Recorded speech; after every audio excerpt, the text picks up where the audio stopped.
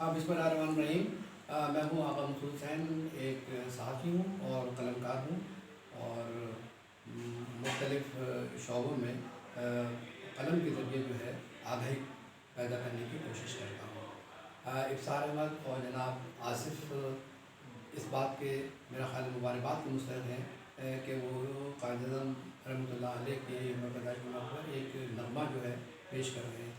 ये नग़मे के तख़लीक़कार जो है इब्सार साहब हैं और बाकी जिस तरीके से उसको पेश किया जाएगा उसमें आसिफ़ साहब का भी बहुत बड़ा किरदार है, उनकी टीम का भी। हम समझते हैं कि इस नग़मे से एक नई नस्ल में एक नया जोश और बलबला पैदा होगा और ज़रूरत भी इस बात की है कि जबकि पाकिस्तान के अंदर कायद-ए-आज़म के अफ़कार, उनके फ़रमानात को लोग भूल रहे हैं, इस नग़मे के ज़रिए वो दोबारा अपनी सोचने में मजबूर होंगे कि कायद-ए-आज़म रहमतुल्लाह अलैह कितने बड़े आदमी थे और किस तरीके से उन्होंने पाकिस्तान को बनाया, पाकिस्तान को तश्कील दिया, पाकिस्तान को क्रिएट किया।